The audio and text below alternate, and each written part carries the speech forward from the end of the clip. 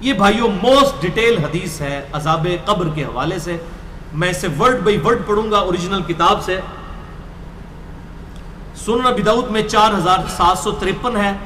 مسند امام احمد میں جلد 4 صفحہ 287 پر 18557 ہے. اور المستدرک للحاکم میں 107 نمبر حدیث ہے. مشکات میں 1630 نمبر ہے. اچھا یہ ابو داؤد کی جو اس کی روایت ہے اور مسند احمد کی، اس میں آمش مدلس ہے اور ان سے روایت کر رہا ہے. لیکن جو المستدرک للحاکم کی روایت ہے اس میں امام آمش نے اپنی سماع کی تصریح کی ہے اور انہوں نے کہا کہ میں نے حدیث سنی ہے. ان سے روایت نہیں کی بلکہ انہوں نے حدثنا سے کی ہے. المستدرک للحاکم 107 نمبر حدیث میں وہ پڑھنے لگا ہوں ورڈ بائی ورڈ تاکہ اس کا سوز و گداز جو ہے وہ قائم رہے. برا بن عازب رضی اللہ تعالیٰ عنہ بیان کرتے ہیں کہ ہم رسول اللہ صلی اللہ علیہ وسلم کی مائیت میں ایک انصاری شخص کے جنازے میں شریک ہوئے. ہم قبر تک پہنچ گئے، ابھی اس کی لحد تیار نہیں ہوئی تھی کہ رسول اللہ صلی اللہ علیہ وسلم ہمارے پاس بیٹھ گئے. ہم بھی آپ صلی اللہ علیہ وسلم کے گرد بیٹھ گئے، اس حال میں گویا ہمارے سروں پر پرندے ہیں، یعنی فل اٹینٹو ہو کر آپ صلی اللہ علیہ وسلم کے ساتھ ہم بیٹھ گئے. آپ کے مبارک ہاتھوں میں ایک لکڑی تھی جس سے آپ زمین کورید رہے تھے. آپ صلی اللہ علیہ وسلم نے سر مبارک اوپر اٹھایا اور فرمایا عذاب قبر سے اللہ کی پناہ طلب کیا کرو. آپ نے 3 بار یہ بات ارشاد فرمائی. پھر آپ صلی اللہ علیہ وسلم نے ارشاد فرمایا بندہ مومن جب دنیا سے رابطہ توڑ کر آخرت کی طرف متوجہ ہوتا ہے، یعنی جب اس کی موت کا وقت آتا ہے، تو سورج کی طرح چمکتے دمکتے سفید چہروں والے فرشتے جنتی خوشبودار جنتی کفن لے کر اس کے پاس آتے ہیں، حتیٰ کہ وہ حد نظر تک اس کے سامنے بیٹھ جاتے ہیں. پھر ملک الموت تشریف لاتے ہیں حتیٰ کہ وہ اس کے سر کے پاس بیٹھ جاتے ہیں. اچھا قرآن میں بھی ملک الموت کا نام آیا ہے، سورہ سجدہ کے اندر، احادیث کے اندر بھی. البتہ تورات میں اس کا نام اسرائیل بھی آیا ہے، اور ہمارے اہل سنت کے جو اولین مفسرین ہیں امام طبری رحمہ اللہ المتوفی 310 ہجری، انہوں نے بھی یہ ورڈ استعمال کیا ہے. لہٰذا موت کے فرشتے کو اسرائیل کہنا بھی جائز ہے ہمارے سلف کے ہاں، کیونکہ آج کل بعض لوگ کہتے ہیں اسرائیل نہیں ملک الموت ہی کہنا چاہیے. اسرائیل کا لفظ بھی ثابت ہے. پھر ملک الموت تشریف لاتے ہیں حتیٰ کہ وہ اس کے سر کے پاس بیٹھ کر کہتے ہیں پاکیزہ روح اللہ کی مغفرت اور اس کی رضامندی کی طرف چل. وہ روح ایسے نکلتی ہے جیسے مشکیزے سے پانی کا قطرہ، بالکل غیر محسوس طریقے سے اس کی روح نکال لی جاتی ہے. اور جب ملک الموت اس کی روح نکالتے ہیں تو باقی فرشتے اسے آنکھ جھپکنے کے برابر بھی ملک الموت کے پاس نہیں رہنے دیتے، بلکہ اسے فوراً اس کے کفن اور اس خوشبو میں لپیٹ دیتے ہیں جو جنت سے لائی ہوتی ہے. پھر اس کی روح کو لے کر بلند ہوتے ہیں اور فرشتوں کی جس جماعت کے پاس سے وہ گزرتے ہیں تو فرشتے پوچھتے ہیں کہ یہ کیسی خوشبو ہے، تو وہ اس کے دنیا کے ناموں میں سے بہترین نام لے کر بتاتے ہیں کہ یہ فلاں بن فلاں کی روح ہے، حتیٰ کہ وہ اسے آسمان دنیا تک لے پہنچتے ہیں اور اس کے لیے دروازے کھولنے کی اجازت طلب کرتے ہیں. تو جنت کے جو آسمانوں کے دروازے ہیں اس کے لیے کھول دیے جاتے ہیں. پھر ہر آسمان کے مقرب فرشتے اگلے آسمان تک اسے پروٹوکول دیتے ہوئے اس روح کے ساتھ جاتے ہیں، حتیٰ کہ اسے 7ویں آسمان تک پہنچا دیا جاتا ہے.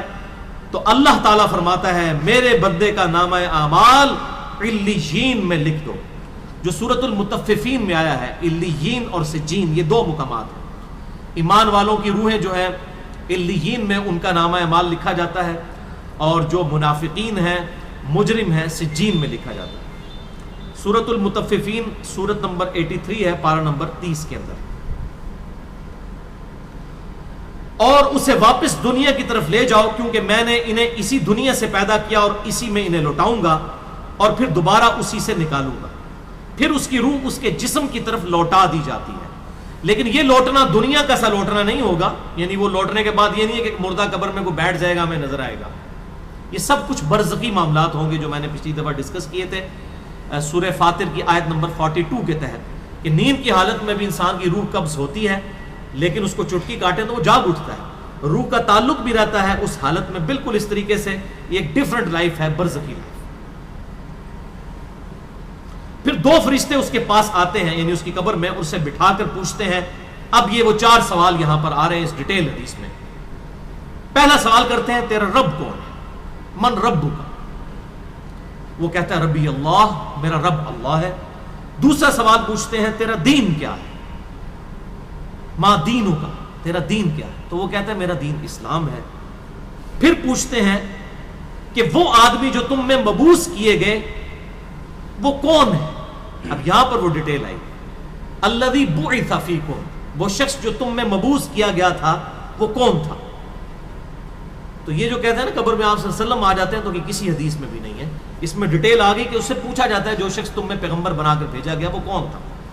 تو وہ کہتا ہے ہوا محمد رسول اللہ، وہ اللہ کے رسول محمد صلی اللہ علیہ وسلم. مسئلہ حاضر و ناظر میرا ریکارڈ ہے، مسئلہ نمبر 7، جس میں نے یہ تمام شبہات کلیئر کیے ہیں. یہ 3 سوالوں کے بعد اچھا جامعہ ترمذی میں ایک حدیث ہے 3120، اس میں الفاظ ہیں کہ وہ پوچھتے ہیں من نبیو کا، تیرا نبی کون ہے؟ اس میں تو ہے نا کہ اس شخص کے بارے میں تیرا کیا عقیدہ ہے، اس میں من نبیو کا الفاظ ہیں. جامعہ ترمذی 3120. اچھا اللہ کا شکر ہے کہ یہ نہیں پوچھتے تیرا فرقہ کون سا ہے، تو کس امام کی تقلید کرتا تھا، کیڑی مسیتی تو نماز پڑھتا سا ہے. دیکھ لیں کوئی چیز نہیں، تیرا رب کون ہے، تیرا دین اور نبی صلی اللہ علیہ وسلم. تو دنیا میں بھی ہم یہی کہتے ہیں اللہ رسول قرآن، یہی بات ہے. تو قبر کے اندر جا کر بھی یہی سوال ہے. اب وہ جب 3 سوالوں کے جواب دیتا ہے تو فرشتے 4تھا سوال اس سے پوچھتے ہیں، جو میں نے قبر کا 4تھا سوال، مسئلہ نمبر 78، تمہیں کیسے پتا چلا، ان 3 سوالوں کے جواب تمہیں کیسے آئے؟ وہ کہتا ہے میں نے اللہ کی کتاب پڑھی تھی، میں اس کتاب پر ایمان لایا اور میں نے اس کے حق ہونے کی تصدیق کی. اللہ کی کتاب پڑھی ہوگی تو تصدیق کرے گا نا. اگر سنا کے سنی ہوگا تو کیا تصدیق کرے گا؟ ہاں پڑھا کے سنی ہوگا تو تصدیق کر دے گا. پھر آسمان سے آواز آتی ہے میرے بندے نے سچ کہا، اس کے لیے جنتی بچھونا بچھا دو، اسے جنتی لباس پہنا دو اور اس کے لیے جنت کی طرف دروازہ کھول دو. قبر کے اندر ہی جنت کی طرف دروازہ کھول دو. یعنی آپ سمجھ لیں جس طرح یہ اب ٹچ سکرین موبائل رکھ کے اور جناب لیپ ٹاپ رکھ کے سامنے لوگ بیٹھے ہوتے ہیں نا، تو ایک دوسری دنیا میں چلے جاتے ہیں. تو جنت کا فزیکلی دروازہ کھول دیا جائے گا، اس کو جنت کی ہوائیں بھی، خوشبو بھی آئے گی اور انتظار وہ کرے گا. وہاں اسے ہوا کے جھونکے اور خوشبو بھی آتی ہوگی اور حد نظر تک اس کی قبر کو کشادہ کر دیا جائے گا. خوبصورت چہرے، خوبصورت لباس اور بہترین خوشبو والا ایک شخص اس کے پاس قبر میں آئے گا اور کہے گا اس چیز سے خوش ہو جا جو چیز تجھے خوش کر دے، یہ وہ دن ہے جس کا تجھ سے وعدہ کیا جاتا تھا. وہ شخص پوچھے گا کہ اے شخص تو کون ہے، تیرا چہرہ بھلائی لانے والا چہرہ ہے. وہ جواب دے گا میں تیرا عمل صالح ہوں. یعنی نیک عمال ایک خوبصورت انسان کی شکل میں اس کی قبر میں آ جائے گا. تو پھر وہ شخص کہے گا اے اللہ، اے میرے رب، جلدی کر، فوراً قیامت قائم فرما دے حتیٰ کہ میں اپنے اہل و عیال کی طرف چلا جاؤں. یعنی مومن کہے گا اللہ جلدی جلدی قیامت آئے، مجھے تو اینڈ رزلٹ نظر آ رہا ہے، مجھ سے انتظار نہیں ہوتا، فوراً قیامت آ جائے. ابھی سائملٹینیس کنٹراسٹ آنے والا ہے اس کا. جب کافر اور مجرم شخص دنیا سے جاتا ہے تو آپ صلی اللہ علیہ وسلم نے فرمایا سیاہ چہروں والے فرشتے بالوں سے بنا ہوا ایک کمبل لے کر آسمان سے نازل ہوتے ہیں اور حد نظر فاصلے تک اس کے سامنے بیٹھ جاتے ہیں. پھر ملک الموت، موت کا فرشتہ آتا ہے حتیٰ کہ اس کے سر کے پاس بیٹھ جاتا ہے اور کہتا ہے خبیث روح اللہ کی ناراضگی کی طرف چل. وہ روح اس کے جسم میں پھیل جاتی ہے تو وہ ملک الموت اس طرح اسے کھینچتا ہے جیسے لوہے کی سلاخ کو گیلے اون میں سے کھینچا جاتا ہے، چھس کر کے. گرم سلاخ جو ہے وہ اونی کپڑے کے اندر، گیلے کے اندر ڈال کے یوں کھینچی جائے نا تو اس طرح اس کے پورے جسم سے اس کی روح نکالی جاتی ہے. بولے اعوذ باللہ تعالی. پھر ملک الموت سے باقی فرشتے اس کی روح کو لے کر پلک جھپکنے کے برابر بھی وہاں نہیں رہنے دیتے حتیٰ کہ وہ اسے بالوں سے بنے ہوئے کمبل میں لپیٹ لیتے ہیں اور اس سے زمین کے مردار سے نکلنے والی انتہائی بری بدبو نکلتی ہے. وہ اسے لے کر اوپر چڑھتے ہیں تو وہ فرشتوں کی جس جماعت کے پاس سے گزرتے ہیں تو فرشتوں کی جماعتیں کہتی ہیں کیسی خبیث روح ہے. وہ کہتے ہیں یہ فلاں بن فلاں کی روح ہے اور وہ اس کی دنیا کا انتہائی کبھی نام لے کر بتاتے ہیں حتیٰ کہ اسے آسمانی دنیا تک لے جایا جاتا ہے. اس کے لیے دروازے کھولنے کے لیے درخواست کی جاتی ہے تو آسمان کے دروازے اس کے لیے نہیں کھولے جاتے. پھر رسول اللہ صلی اللہ علیہ وسلم نے سورۃ الاعراف کی آیت پڑھی کہ ان کے لیے آسمانوں کے دروازے نہیں کھولے جائیں گے، وہ جنت میں داخل بھی نہیں ہوں گے حتیٰ کہ اونٹ سوئی کے سوراخ سے گزر جائیں۔ یہ سورۃ الاعراف کی آیت آپ صلی اللہ علیہ وسلم نے پڑھی۔ پھر آپ صلی اللہ علیہ وسلم نے فرمایا کہ اللہ تعالیٰ فرماتا ہے اس کی کتاب کو سب سے نچلی زمین میں سجین میں لکھ دو، پھر اس کی روح کو شدت کے ساتھ پٹ کھا جاتا ہے۔ پھر آپ صلی اللہ علیہ وسلم نے یہ آیت تلاوت فرمائی سورہ الحج کی، جو شخص اللہ کے ساتھ شرک کرتا ہے گویا وہ آسمان سے گر پڑا تو اب پرندے اسے اچک کر لے جائیں یا کسی دور جگہ پر پھینک دیں۔ پھر اس کی روح اس کے جسم میں لوٹا دی جاتی ہے اور دو فرشتے اس کے پاس آ کر اس سے پوچھتے ہیں تیرا رب کون ہے؟ اب اس سے بھی سوال ہوتا ہے۔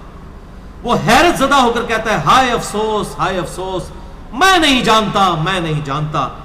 پھر پوچھتے ہیں تیرا دین کیا ہے؟ وہ پھر حیرت زدہ ہو کر کہتا ہے ہائے افسوس، ہائے افسوس، میں نہیں جانتا، میں نہیں جانتا۔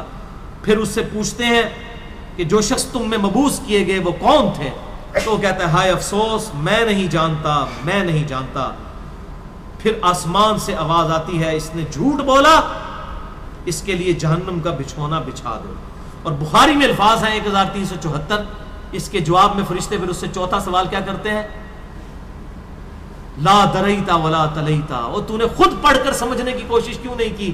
یا جو لوگ سمجھے ہوئے لوگ تھے، کتاب و سنت کے منہج پر چلنے والے لوگ تھے، ان کے ساتھ تو کیوں نہیں چلا؟ اللہ تعالیٰ فرماتا ہے اس کے لیے جہنمی بچھونا بچھا دو، جہنم کی طرف ایک دروازہ کھول دو، وہاں سے گرمی اور گرم ہوا اس کی قبر میں آتی رہے گی۔ اس کی قبر کو اس قدر تنگ کر دیا جائے گا کہ اس کی پسلیاں ایک دوسرے کے اندر داخل ہو جائیں گی، اور ایک قبیح چہرے والا شخص قبیح لباس میں انتہائی بدبودار حالت میں اس کے پاس آئے گا اور اسے کہے گا تمہیں ایسی چیزوں کی بشارت ہو جو تمہیں غمزدہ کر دیں، یہ تیرا وہ دن ہے جس کا تجھ سے وعدہ تھا۔ وہ پوچھے گا تو کون ہے؟ تیرے چہرے سے تو خیر کی توقع نظر نہیں آتی۔ وہ جواب دے گا میں تیرا خبیث عمل ہوں جو تو دنیا میں کیا کرتا تھا۔ بات عمل کے ساتھ ہی ہے، صرف کلمہ پڑھنا کافی نہیں ہے، عمل۔ پھر وہ کہتا ہے میرے رب قیامت قائم نہ کرنا، اے میرے رب قیامت قائم نہ کرنا۔ مومن کیا کہتا ہے؟ قیامت قائم کر رہا ہے اللہ۔ اب یہ وہ حدیث ہے وہ جس اس آیت کو حل کرتی ہے جو پچھلی دفعہ ایک بھائی نے سوال بھی کیا تھا۔ سورہ یاسین کی آیت نمبر ہے 52۔ قالوا یا ویلنا من بعثنا من مرقدنا، یعنی جب قبروں سے نکالا جائے گا مجرموں کو، وہ کہیں گے ہائے افسوس، ہمیں کس نے ہماری قبروں سے باہر نکال دیا۔ تو اللہ تعالیٰ کیا فرمائے گا؟ ھذا ما وعد الرحمن وصدق المرسلون، یہی ہے وہ جس کا وعدہ رحمان نے کیا تھا اور رسولوں نے سچا کہا تھا۔ تو کہتے ہیں جی منکرین عذاب قبر کہتے ہیں جی وہ انسان کیوں کہتے ہیں ہماری قبروں سے کس نے اٹھا لیا، تو اس پہ عذاب تو نہیں ہوتا؟ عذاب تو ہو رہا ہے۔ آپ دیکھیں اس وہ حدیث میں کیا کہہ رہا ہے اللہ قیامت قائم نہ کرنا، یعنی یہ عذاب تو آیا، قیامت آئی تو پھر بڑا عذاب بھی مجھ پر آئے گا۔ تو اسی لیے وہ اس حیرت زدہ ہوگا قیامت والے دن کہ اب میرے اوپر اگلی مصیبت آ گئی، عذاب کی چوتھی اور فائنل قسط بھی میرے پر آنے والی ہے۔ وَلِعَوْذُ بِاللَّهِ تَعَالَى اللہم اجرنا من النار۔ 11ویں حدیث سنن نسائی میں 1834، مشکات میں 1629۔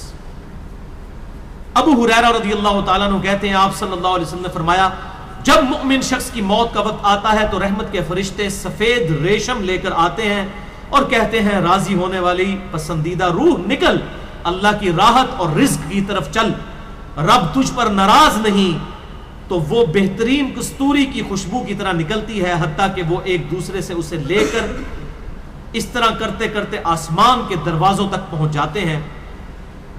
تو وہ کہتے ہیں زمین سے یہ کیسی پاکیزہ خوشبو تمہارے پاس آئی ہے، وہ اسے مومنوں کی روح کے پاس لے جاتے ہیں، یعنی نیک آدمی کی روح کو، جو پہلے مومن مر چکے ہیں ان کی روحوں کے پاس، تو انہیں اس کے آنے پر اس سے بھی زیادہ خوشی ہوتی ہے، یعنی مومن انتظار کر رہے ہوتے ہیں اور ویلکم کرتے ہیں۔ جیسا کہ تم میں سے کسی کو اپنے بچھڑے ہوئے شخص کے ملنے پر خوشی ہوتی ہے، تو وہ آلریڈی جو مردہ روحیں وہاں پر پہنچی ہوتی ہیں، جو مر چکے شخص جو ہوتے ہیں ان کی روحیں، وہ نئی آنے والی روح سے پوچھتے ہیں فلاں کا کیا حال ہے، فلاں کا کیا حال ہے۔ پھر وہ کہتے ہیں اسے چھوڑ دو کیونکہ یہ ابھی ابھی دنیا کے غم میں مبتلا ہو کر یہاں پر آیا ہے۔ تو مرنے والا شخص کہتا ہے کہ تم جس شخص کے بارے میں مجھ سے پوچھ رہے ہو وہ تو فوت ہو چکا ہے، کیا تمہارے پاس نہیں آیا؟ وہ کہتے ہیں اسے تو اس کے ٹھکانے ہاویہ یعنی جہنم میں پہنچا دیا گیا ہے، اور جب کافر شخص کی موت کا وقت آتا ہے تو عذاب کے فرشتے بالوں کا لباس لے کر اس کے پاس آتے ہیں اور اسے کہتے ہیں ناراض ہونے والی ناپسندیدہ روح نکل، اللہ کے عذاب کی طرف چل۔ وہ مردار کی انتہائی بدبو کی صورت میں نکلتی ہے، حتیٰ کہ وہ اسے زمین کے دروازے کے پاس لے آتے ہیں تو وہ کہتے ہیں یہ کتنی بدبودار ہے، حتیٰ کہ اسے کافروں کی روح کے پاس ملا دیا جاتا ہے۔ اب دیکھیں کہ وہ مومن پوچھ رہے ہوتے ہیں، اب میں اس کو ٹرانسلیٹ کر رہا ہوں، برا نہیں منانا، وہ مومن کہتے ہیں کہ فلاں شخص کا کیا حال ہے، فلاں بزرگ، فلاں مولوی صاحب، فلاں حضرت صاحب کدھر ہے؟ وہ کہتے ہیں وہ تو جناب کدوں نہ مار بیٹھے تو آڈے کول نہیں پہنچے، اور پھر فرشتے سے جناب اتنے نہیں آئے جو دوزخ ہی تھے، یہ دیکھ لیں۔ یعنی وہ اسی لیے پوچھ رہے ہوتے ہیں کہ تو چل ہم تک پہنچ گیا، فلاں بھی ایک دنیا میں بڑا کوئی مشہور نیک آدمی تھا، وہ کدھر گیا؟ تبھی تو وہ ایکسپیکٹ کر رہے ہوتے ہیں نا اس کو کہ اس کو بھی یہاں پہ آنا چاہیے، تو ان کو بتایا جاتا ہے کہ بھئی وہ یہاں پر نہیں، وہ کہیں اور پر ہے۔ 12ویں حدیث جامعہ ترمذی میں 1071 نمبر اور مشکات میں 130 نمبر ہے۔ سیدنا ابو ہریرہ کہتے ہیں نبی صلی اللہ علیہ وسلم نے فرمایا جب میت کو دفن کیا جاتا ہے تو 2 سیاہ فام نیلی آنکھوں والے فرشتے اس کے پاس آتے ہیں، ان میں سے ایک کو منکر اور دوسرے کو نکیر کہا جاتا ہے۔ سیاہ فام نیلی آنکھوں والے خطرناک شکل کے فرشتے منکر اور نکیر۔ پس وہ کہتے ہیں تم اس شخص کے بارے میں کیا کہا کرتے تھے، یعنی نبی صلی اللہ علیہ وسلم کے بارے میں سوال ہوتا ہے تو وہ کہتا ہے وہ اللہ کے بندے اور اس کے رسول ہیں، میں گواہی دیتا ہوں کہ اللہ کے سوا کوئی معبود نہیں اور محمد صلی اللہ علیہ وسلم اس کے بندے اور رسول ہیں۔ وہ دونوں فرشتے کہتے ہیں ہمیں پتا تھا تم یہی جواب دو گے۔ پھر اس کی قبر کو لمبائی اور چوڑائی میں 70 ہاتھ کشادہ کر دیا جاتا ہے، یہ 70 کہتے ہیں کثرت، حد نظر تک کشادہ کر دیا جاتا ہے۔ پھر اس کے لیے اس میں روشنی کر دی جاتی ہے، پھر اسے کہا جاتا ہے سو جا، وہ کہتا ہے میں اپنے گھر والوں کے پاس واپس جانا چاہتا ہوں تاکہ انہیں بتاؤں کہ میں کامیاب ہو گیا ہوں، لیکن وہ کہتے ہیں کہ تو دلہن کی طرح سو جا، جسے اس کے گھر کا عزیز ترین فرد ہی آ کر بیدار کرتا ہے، حتیٰ کہ اللہ تعالیٰ اسے اس کی خوابگاہ سے قیامت والے دن بیدار کرے گا، یعنی اسے لٹا دیا جائے گا، پھر اس پہ وہ کیفیت وہ جنت والی طاری رہے گی، پھر الٹیمیٹلی اللہ تعالیٰ اسے دوبارہ سے زندہ کرے گا۔ اور اگر وہ منافق ہوا تو وہ کہے گا میں نے لوگوں کو ایک بات کہتے ہوئے سنا تو میں بھی ویسے ہی کہا کرتا تھا، یعنی مجھے نہیں پتا، اللہ کی وہ گواہی نہیں دے سکے گا، رسول اللہ صلی اللہ علیہ وسلم کا اقرار نہیں کر سکے گا، میں کچھ نہیں جانتا۔ وہ فرشتے کہیں گے ہمیں پتا تھا تم یہی کہو گے، پس زمین سے کہا جاتا ہے اس پر تنگ ہو جا، وہ اس پر تنگ ہو جاتی ہے حتیٰ کہ اس کی ہڈیاں اور پسلیاں ایک طرف کی دوسری طرف آ جاتی ہیں، یوں بولے اعوذ باللہ تعالی، اور اسے مسلسل عذاب ہوتا رہے گا حتیٰ کہ اللہ اسے خوابگاہ سے دوبارہ زندہ کرے گا، یعنی قیامت تک اس پر وہ اس حالت میں عذاب رہے گا، ہمیں نظر نہیں آئے گا۔ جیسے سویا ہوا شخص ایک ڈراؤنا خواب دیکھتا ہے وہ تکلیف محسوس کرتا ہے، پاس کھڑا شخص نہیں محسوس کر سکتا۔ اور سنن دارمی میں ایک حدیث ہے صحیح سند کے ساتھ، مشکات میں 134 نمبر ہے کہ آپ صلی اللہ علیہ وسلم نے فرمایا 99 اژدہے اس پر، 99 جو ہے خطرناک ڈینجرس قسم کے سانپ اس پر مسلط کر دیے جاتے ہیں جو قیامت تک اسے ڈستے رہتے ہیں، اور وہ اتنے خطرناک اژدہے ہیں، آپ صلی اللہ علیہ وسلم نے فرمایا کہ اگر ان میں سے کوئی ایک بھی دنیا پر اپنی پھنکار پھینک دے تو دنیا کی زمین کا بھی سبزہ نہ اگائے، ایسا زہر ہے ان کے اندر۔ وَلِعَاذُ بِاللَّهِ تَعَالَى اللہم اجرنا من النار، اللہم اجرنا من النار۔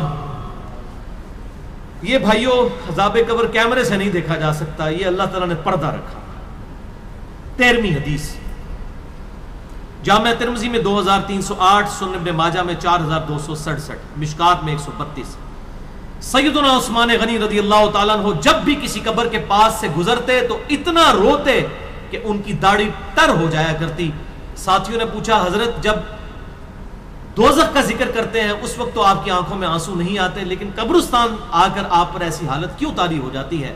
تو سیدنا عثمان نے فرمایا کہ میں نے اپنے محبوب صلی اللہ علیہ وسلم سے سنا کہ بے شک قبر آخرت کی منزلوں میں سے پہلی منزل ہے، جو اس میں بچ گیا اگلی منزلیں اس کے لیے آسان ہوتی چلی جائیں گی، اور جسے یہاں پر مشکل درپیش ہوئی اس کی اگلی منزلیں اس سے بھی مشکل در مشکل ہوتی چلی جائیں گی۔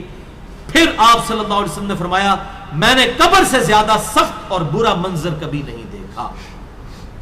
تو یہ حضرت عثمان غنی رضی اللہ تعالیٰ عنہ کی وہاں پر یہ حالت ہوتی تھی، اور اس میں کیا الفاظ ہے؟ قبر آخرت کی منزلوں میں سے پہلی منزل ہے۔ لہذا یہ پرفیکٹ دعا ہے، اللہم ربنا آتینا فی الدنیا حسنہ وفی الآخرۃ حسنہ وقنا عذاب النار۔ یہ مولویوں نے جو اپنے بیچ میں جو ہے وہ انجینئرنگ کرنے کی کوشش کی ہے، وقنا عذاب القبری، وقنا عذاب الحشری، یہ جو بدعت داخل کی ہے، اس کی ضرورت ہی نہیں ہے، کیونکہ عذاب قبر بھی اس میں داخل ہے۔ اس میں الفاظ آپ نے دیکھ لیے کیا ہے، قبر آخرت کی منزلوں میں سے پہلی منزل ہے، تو وقنا عذاب القبری وقنا عذاب الحشری کہنے کی ضرورت ہی نہیں ہے۔ ربنا آتینا فی الدنیا حسنہ وفی الآخرۃ حسنۃ وقنا عذاب النار۔ تو اس سے یہ بھی بات پتہ چل گئی کہ قبرستان جانے کا مقصد ہے آخرت کی یاد، جو صحیح مسلم میں حدیث ہے 2259 کہ قبروں پہ جایا کرو تاکہ آخرت کی یاد آئے۔ تو سیدنا عثمان بھی دیکھیں قبرستان جا کر وہاں پر آخرت کی یاد کے لیے جایا کرتے تھے، اور یہ حقیقت بات ہے، قبرستان جانے سے ہی انسان کا قبلہ درست ہوتا ہے۔